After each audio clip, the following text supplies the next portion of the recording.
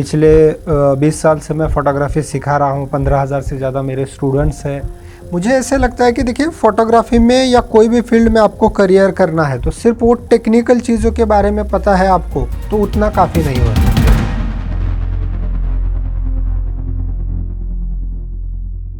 Hi everyone, मेरा नाम है साजन उद्दान। तो आज हमारे साथ है Vikas Ingle ji. Thank you so much sir, आप हमारे ऑफिस में आए।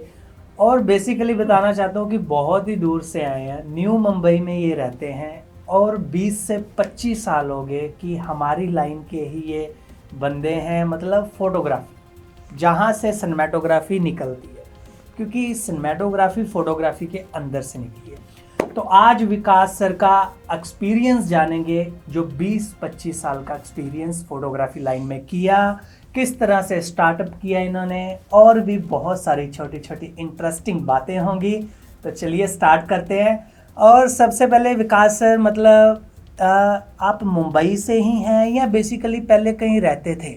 मैं उसके बारे में जानना चाहता हूँ सर। नहीं, मैं बेसिकली एक बहुत छोटे से गांव से हूँ, धाराशिव, जो कुछ दिन पहले जिसका नाम उस्मानाबाद था। अच्छा, ये और महाराष्ट्र में जी, है। महाराष्ट्र। तो मैं बेसिकली महाराष्ट्र से हूँ, लेकिन अभी पिछले कई सालों से मैं मुंबई में काम कर रहा हूँ और अपनी इंडस्ट्री से जुड़ा हुआ हूँ। जी, मतलब आप पहले ही मुंबई आ गए थे या आपकी जो मैरिज हुई है उसके बाद आप मुंबई में शिफ्ट हुए?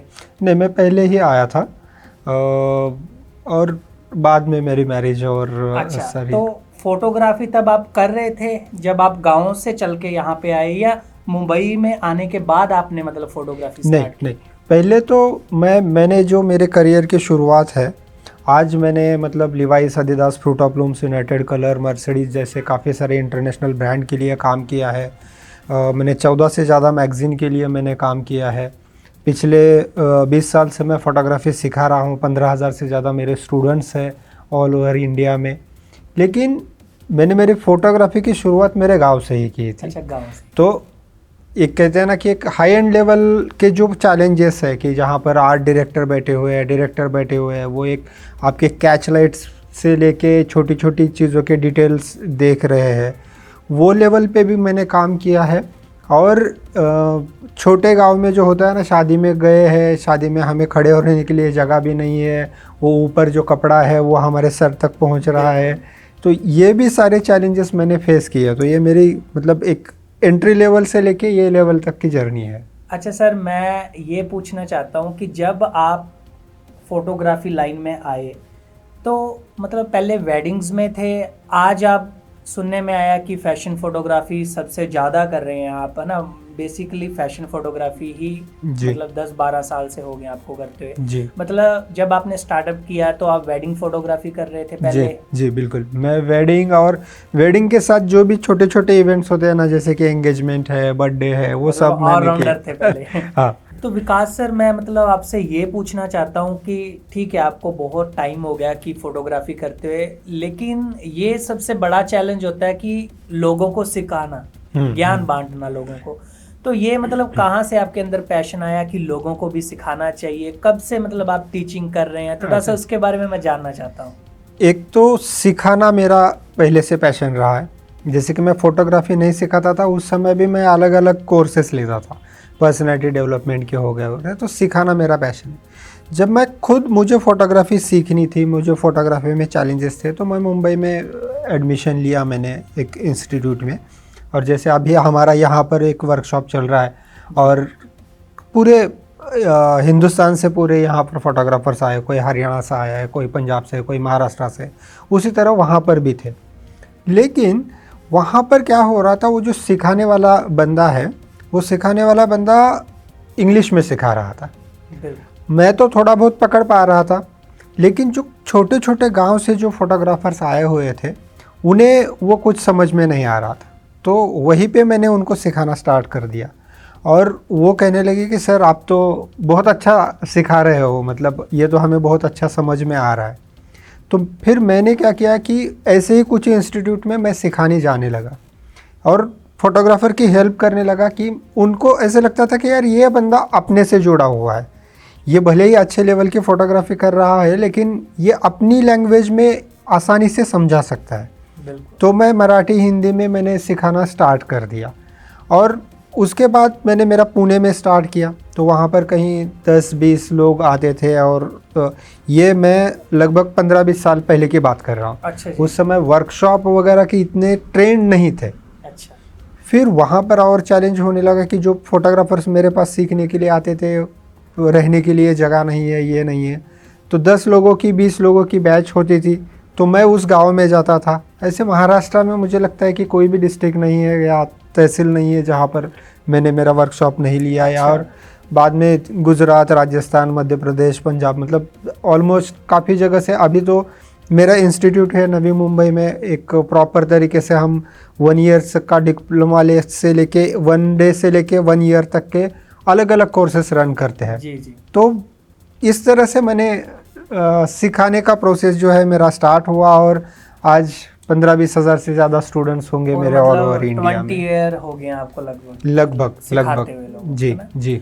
और एक चीज़ मतलब शायद मुझे सॉरी आपकी वाइफ से ही पता चली है हाँ, कि हाँ। आप एक मोटिवेशनल स्पीकर भी हैं, जैसे पुलिस फोर्स होगी या ऐसी चीज़ें, जी। मतलब आप वेबिनार या सेमिनार लेते हैं, तो उसके जी। बारे में थोड़ा सा बताएंगे कि मोटिवेशनल या मतलब आप उसमें क्या ज्ञान देते हैं? थोड़ा सा मैं भी जानना चाहूँगा, हमारी ऑडियंस भी जानना चाहेगी थोड़ा सा। वैसे टिपिकल मोटिवेशनल स्पीकर ऐसे तो नहीं हूँ मैं, लेकिन मुझे ऐसे लगता है कि देखिए, फोटोग्राफी में या कोई भी फील्ड में आपको करियर करना है तो सिर्फ वो टेक्निकल चीज़ों के बारे में पता है आपको तो उतना काफ़ी नहीं होता। बिल्कुल सर। सबसे पहले तो मैंने इसके ऊपर भी एक वीडियो बनाया है मेरे यूट्यूब चैनल के लिए, एक अच्छा फोटोग्राफर होने के लिए क्या करना चाहिए। बिल्कुल। तो मुझे ऐसा लगता है कि फ़ोटोग्राफी में अगर आपको बिज़नेस करना है ना, तो फ़ोटोग्राफी में बिज़नेस करने के लिए आपको और भी चीज़ों का, जैसे कि आपकी कम्युनिकेशन स्टाइल है वो अच्छी होनी बहुत ज़रूरी है, आपकी पर्सनैलिटी अच्छी होनी बहुत ज़रूरी है, आपके कपड़े किस तरह से हैं। सच में देखा जाए ना तो लोगों को ये नहीं देखना चाहिए कि मैं साजन सर को एक सॉन्ग का काम दे रहा हूँ तो साजन सर किस तरह से काम करते हैं वो देखो ना, साजन सर ने किस तरह के कपड़े पहने वो क्यों देखने। लेकिन दुनिया में ये देखा जाता है, ये रियलिटी, इसको हम छोड़ नहीं सकते हैं। साजन सर का भी मैंने इंटरव्यू लिया था, उसमें भी साजन सर ने ये बहुत अच्छे तरह से बता रहा है कि वेडिंग में जाते हैं तो फोटोग्राफर कभी कभी क्या करते हैं, उधर मुंह करके कुछ खा लेते हैं, तो अच्छे तरह से खाओ। मुझे पॉइंट वो बहुत अच्छा लगा। तो ये मैनर्स एटिकेट्स की बात है। बिल्कुल सर, बिल्कुल। तो वो चीज़ें भी हमें उतनी ही सीखनी बहुत ज़रूरी है। तो मेरा एक डिज़ाइन योर लाइफ करके प्रोग्राम आता है जो स्पेशली मैं आर्टिस्ट के लिए बहुत ज़्यादा लेता हूँ। और जैसे हमारे आज सुबह भी बात हुई थी कि आर्टिस्ट का डिप्रेशन, इसके ऊपर अभी मेरा फ़िलहाल स्टडी चल रहा है अलग अलग टॉपिक के लेके। तो हमें ना सिर्फ फोटोग्राफी नहीं, फोटोग्राफी के साथ हमारी पर्सनैलिटी डेवलप करनी पड़ेगी। हमारा बिजनेस डेवलपमेंट के लिए कौन सी चीज़ें हैं, कोटेशन कैसे देना है, कम्युनिकेशन कैसे डील करना है, सबसे इम्पॉर्टेंट ब्रांड किस तरह से आपका, जैसे आज एक ग्रे इंडिया ब्रांड बन गया है, तो ये ब्रांड कैसे बनता है, ये सब के ऊपर भी हमें काम करना बहुत ज़रूरी है। और मैंने इमेज मास्टरी नाम से पूरे इंडिया में फ़ोटोग्राफर्स के लिए, आर्टिस्ट के लिए ये प्रोग्राम्स लिए हुए हैं। जी जी। अच्छा, और मुंबई के अंदर अभी मतलब काफ़ी कोर्सेज करवा रहे हैं आप, अभी भी आपके सुनने में आया था बैचेस वगैरह चल रहे हैं, और हमारे लिए आप इतना टाइम निकाल के आए हैं जी। तो मेरा मानना है कि आज के लिए हम इतना ही टॉपिक रखते हैं, क्योंकि इससे बड़ा सर हमारे बिल्कुल लिए सही है हो जाएगा।